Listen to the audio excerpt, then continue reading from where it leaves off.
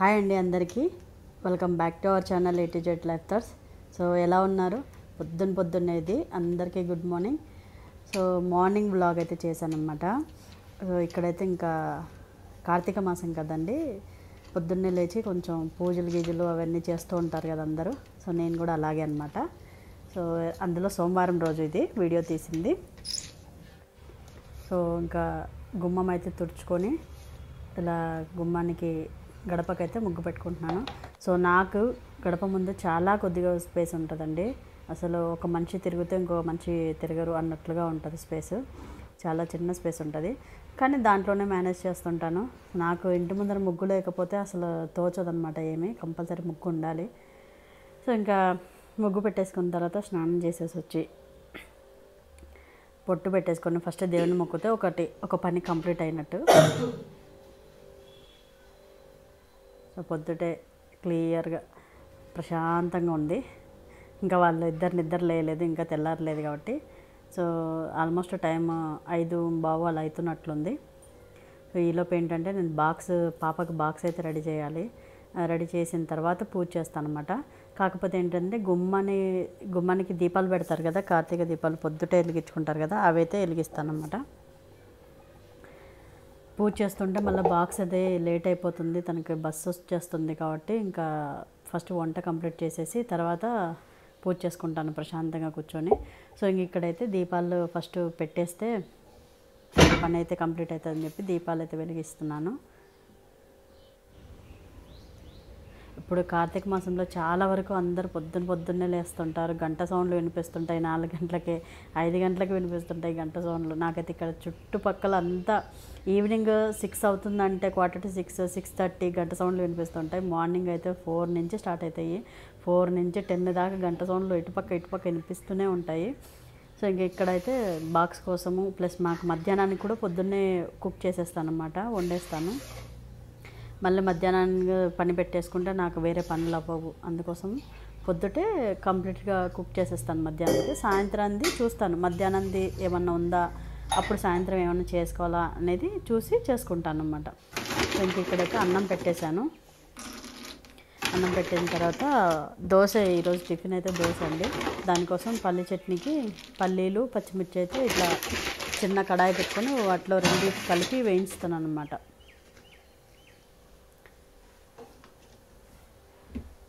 2 కలిపేసి వేయించేస్తాను ఒకటేసారి, మళ్ళీ అదొకటి ఇదొకటి అనకుండా.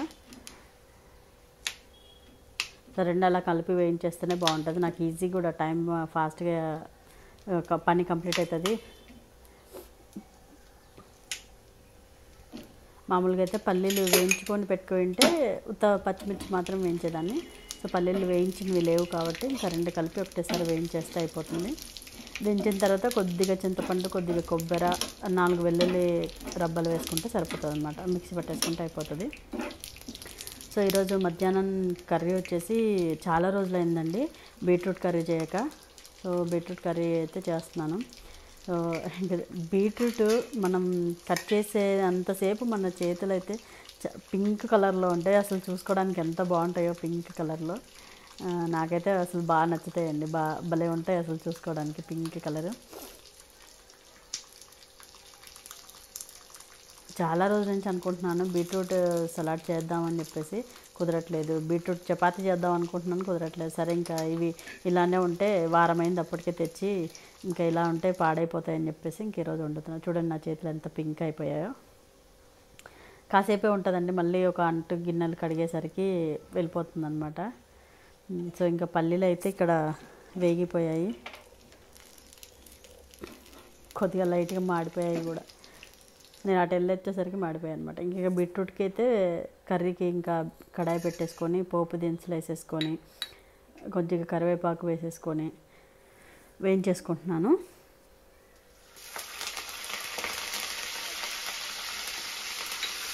మీరు ఎలా చేస్తారు బీట్రూట్ కర్రీ? తురిమి చేస్తారా లేకపోతే ముక్కలు కట్ చేసి చేస్తారా అనేది నాకు కింద కమెంట్లో చెప్పండి. అసలు మీకు ఇష్టమా కాదా అనేది కూడా చెప్పండి. ఎంతమంది వీడియోస్ చూస్తున్నారు? వీడియోస్ చూసిన వాళ్ళందరూ లైక్ చేయండి, సబ్స్క్రైబ్ చేసుకోండి ఛానల్ని. ఇంకేదన్నా వీడియోస్ పెడితే నోటిఫికేషన్ కోసం బెల్ ఐకాన్ అయితే క్లిక్ చేయండి. చూస్తున్నారు కానీ వీడియోస్ 100 వ్యూస్ 200 వ్యూస్ వస్తున్నాయి కానీ లైక్స్ మాత్రం రావట్లేదండి. అసలు 10 లైక్స్ కూడా రావట్లేదు. ప్లీజ్ వీడియో చూసిన తర్వాత మీకు నచ్చితే కంపల్సరీ ఒక లైక్ అనేది అయితే కంపల్సరీ చేయండి. నాకు మోటివేషన్గా ఉంటుంది కదా ఇంకొక వీడియో చేయడానికి. మీరు ఏం లైక్ చేయకపోతే అబ్బా వీళ్ళు చూస్తున్నారా లేదా అన్నట్లుగా ఉంటుంది. సో ఇంక ఇక్కడైతే పల్లి చట్నీ అయితే రెడీ అయిపోయింది. ఇంకా పోపు వేసేసుకుంటే సరిపోతుంది చట్నీకి.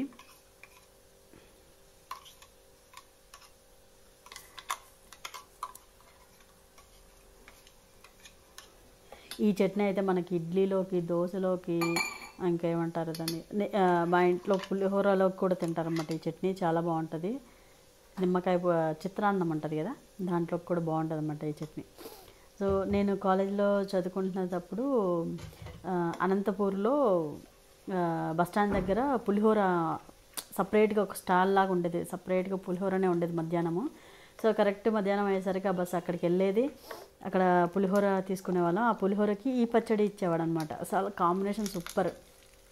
నాకైతే చాలా ఇష్టం ఆ కాంబినేషన్ కూడా. పల్లీ చట్నీతో పులిహోర సూపర్ ఉంటుంది. ఒకసారి ట్రై చేయండి. టేస్ట్ నచ్చితే మాత్రం కింద కమెంట్ చేయండి.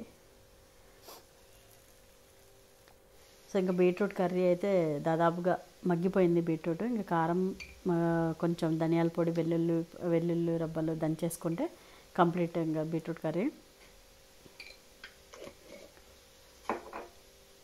పొద్దున పూట వీడియో చేస్తేనే నాకు ప్రశాంతంగా ఉంటుంది. మధ్యాహ్నం వీడియో చేయాలన్నా, సాయంత్రం వీడియో చేయాలన్నా గందరగోళంగా ఉన్నట్లు ఉంటుంది అన్న. పొద్దునైతే అందరు పడుకుంటారు, ఇంకా లేయరు. ప్రశాంతంగా ఒరిజినల్ రియల్ వాయిస్లే రికార్డ్ చేయొచ్చు అనమాట. మధ్యాహ్నం సాయంత్రం అయితే ఇంకా ఈ కూరలు అమ్మే వాళ్ళు వస్తుంటారు, ఏమన్నా గిన్నెలు అమ్మే వాళ్ళు వస్తుంటారు, ఆ సౌండ్లే వినిపిస్తుంటాయి. అందుకోసం అని చెప్పి మళ్ళీ వాయిస్ ఓవర్ సపరేట్గా వేయాల్సింది వస్తుంది. అందుకే మార్నింగ్ వ్లాగ్స్ నాకు ప్రశాంతంగా ఉంటాయి చేయడానికి. సో ఇంక ఇక్కడైతే ఇంకా దియమ్మని అయితే లేపాను. నిద్రమబ్బుతో కూర్చొని చూడండి అక్కడ. ఆల్రెడీ 6:15 అవుతుంది టైం. ఇంకా జడ వేద్దామని చెప్పేసి లేపాను అనమాట. అందులో తనవి పెద్ద జడలు కదా, చాలా టైం పడుతుంది. నాకు 20 మినిట్స్ అన్న జడ మొత్తం పడుతుంది వేయడానికి. తనది కర్లీ హెయిర్ అయ్యి ఉండి ఇట్టిటే చిక్కు పడుతుంది అనమాట. నేను చాలా వరకు మా అమ్మకి వదిలేస్తాను. మా అమ్మ సండే రాగానే అమ్మ నువ్వే తీసుకో, తలస్నానం చేయించు, ఆయిల్ పెట్టు అని చెప్పేస్తాను. చాలా పెద్ద పని అండి అదే. మా అమ్మకి అయితే 2 అవర్స్ ఈజీగా పడుతుంది తనకి ఆయిల్ పెట్టి దువ్వి చిక్కు తీసి జడేయడానికి. మా అమ్మ ఎంతో ఓపికగా చేస్తుంది. నాకైతే అసలు ఆ ఓపికే లేదు. ఎందుకు పెంచామంటే అంత పెద్ద జడ యాక్చువల్లీ మొక్కు ఉందన్నమాట, తిరుపతి వెళ్ళే మొక్కు. అందుకోసం అని చెప్పి తనకి అంత పెద్దగా పెంచాను. లేకపోతే నేనైతే పెంచేదాన్ని కాదు అంత పెద్దగా. నాకు షార్ట్ హెయిర్ ఇష్టం అనమాట, లాంగ్ హెయిర్ కన్నా. అమ్మ వీడియో తీస్తున్నావా అని చెప్పేసి తర్వాత అంటుందన్నమాట. అక్కడ స్టాండ్ పెట్టేసి వీడియో పెడితే పొద్దున్నే వీడియో తీస్తున్నావా అంటుంది. పొద్దునైతేనే నాకు ఈ వీడియో కరెక్ట్గా వస్తుంది నాన్న, వాయిస్లన్నీ రియల్ వాయిస్లు వస్తాయి అని చెప్పేసి చెప్తున్నాను అనమాట ఆమెకి. మొన్ననే ఎగ్జామ్స్ అయిపోయినాయండి. అదే పేపర్స్ చూశారు కదా. 4th ర్యాంక్ అయితే వచ్చింది తనకి. లాస్ట్ టైం అయితే 2nd ర్యాంక్ వచ్చింది, ఈ టైం అయితే 4th ర్యాంక్ వచ్చింది. ఈసారి కొంచెం స్కూల్కి వెళ్ళలేదులేండి. బాగా ఒక 6 days ఏమో తనకి జ్వరము, స్టమక్ పెయిన్ వల్ల స్కూల్కి వెళ్ళలేదు. తర్వాత మెయిన్ రీజన్ దసరా హాలిడేస్ తర్వాత ఎగ్జామ్స్ పెడితే అసలు పిల్లలు చదివిందంతా మర్చిపోయింటారు కూడా. ఎప్పుడైనా సరే హాలిడేస్కి ముందే రావాలి ఎగ్జామ్స్ అయితే. అలా వస్తేనే వీళ్ళు కరెక్ట్గా చదువుతారు, రాస్తారు. ఇలా హాలిడేస్ తర్వాత రావడం, హాలిడేస్ తర్వాత ఎగ్జామ్స్ పెట్టడం వల్ల ర్యాంక్ కాస్త కిందికి వెళ్ళిపోయింది. కానీ ర్యాంకుతో ఏముందండి, మెయిన్ నాలెడ్జ్ నేర్చుకుంటే బాగుంటుంది. సో ఇంక కంప్లీట్ అయిపోయిన తర్వాత తనకి బ్రష్ చేయమని చెప్పి పంపించేసి నేనైతే ఇంకా దోశ వేయడానికి రెడీ అయిపోయా. దోశ అయితే వేస్తున్నా. మా ఇంట్లో అందరి ఫేవరెట్ టిఫిన్, చాలా వీడియోస్లో కూడా చెప్పి ఉంటాను. దోశ మా ఇంట్లో బాగా ఫేవరెట్ అనమాట అందరికీ. దోశలు మెత్తగా ఉండకూడదు, గట్టిగా క్రిస్పీగా, అంటే అట్లా మెత్తగా ఉండకూడదు, గట్టిగా ఉండకూడదు అనమాట. కానీ కంచిగా అలా ఉండాలి. అలా ఉంటే మాత్రమే బాగా తింటారు. ఒక్కోసారి ఈ పెన్నం కూడా నన్ను సతాయిస్తుందండి, మామూలుగా సతాయించదు. అందుకే నేను ముందుగా చిన్న దోశ తీసేసి పక్కన పెడతారు. నేను వేళ మర్చిపోయాను తీయడానికి. ఎంతసేపు సతాయించిందో. అసలు మీకు చూపించిన దోశ పోయింది, అదే అక్కడ పక్కన ఉంది చూసారా, ఇది రెండో దోశ అనమాట. ఇది కూడా ఇంకా అటు ఇటుగా ఉండే అనిపించింది. ఒక్కొక్కసారి అలా సతాయిస్తాయండి పెన్నాలు, ఎందుకో మీకు కూడా అలానే సతాయిస్తాయా దోశలు వేయడానికి? ఒక్కోసారి మాత్రం అసలు ఇట్లా వేయంగానే వచ్చేస్తాయి. అంటే మనం కలిపే మినపప్పు బియ్యం పిండి అవి కలిపేదాన్ని బట్టి ఉంటుందేమో అనిపిస్తుంది ఒక్కోసారి నాకు కూడా. సో ఇంకా టిఫిన్ అయితే దోశ వేసేసాను. ఈమెకి బాక్స్ అయితే కట్టేసి బస్ టైం కూడా అయిపోతుంది అప్పటికే. స్నానం కూడా చేపించేసేది అయిపోయింది. ఇంకా తనకి బాక్స్ కట్టేస్తే కంప్లీట్గా. సో బాక్స్కి అయితే ఈరోజు బీట్రూట్ కర్రీ, దోశ, చట్నీ. వారంలో 2 days మాత్రం పెరగన్నమే పెడతా, అచ్చంగా పెరగన్నమే. ఎందుకంటే నైట్ పూట కూడా తినట్లేదండి పెరగన్నం ఈ మధ్య. అందుకోసం బాక్స్లో ఖచ్చితంగా వారంలో 2 days ఉత్త పెరగన్నం, పచ్చడి, ఏదైనా పచ్చడో లేకపోతే కర్రీయో పెడతానమాట. మధ్య ఇదివరకేమో ఉత్త పెరగన్నమే తినేది, ఇప్పుడు పెరగన్నం మానేసి ఉత్త కర్రీస్ అవే తింటుందనమాట. మళ్ళీ వేడి చేస్తుందేమో, పెరగన్నం కూడా ఉండాలని చెప్పేసి. ఇదిగోండి బాక్స్ అయితే రెడీ చేసేసిన. ఇంకా బాక్స్ బ్యాగ్లో పెట్టేస్తే ఒక పని అయిపోతుంది. ఎంత చెప్పినా వినకుండా చాక్లెట్లు మాత్రం కొనుక్కొస్తుంది. ఇప్పుడే ఆల్రెడీ ఒక పన్ను పుచ్చిపోయింది. ఇంకా ఇంకా చెప్పినా కూడా ఆ చాక్లెట్ తింటూనే ఉంటుంది చాక్లెట్స్. అవునా అమ్మ, ఇప్పుడు నుంచి తిననులే అంటుంది. నెక్స్ట్ ఒక గంట అయితే మర్చిపోతుంది, మళ్ళీ ఇంకో చాక్లెట్ కావాలంటుంది. ఇంకా కంప్లీట్ అయిపోయింది. ఆమెను స్కూల్ బస్ వచ్చేసాను. వచ్చేసిన తర్వాత ఇంకా నా పనులన్నీ స్టార్ట్ అండి. మళ్ళీ ఇంకా ఇంట్లో పూజ అయితే చేసుకోవాలి కదా. ఆ రోజైతే సోమవారము ప్లస్ పటాలన్నీ కడుక్కున్నాను అనమాట. లక్ష్మి కొంచెం పెట్టుకున్నాను, ప్లస్ పటాలన్నీ కడుక్కున్నాను. చాలా టైమే పట్టింది నాకు, ఆల్మోస్ట్ ఒక 1.5 hour పట్టిందనమాట.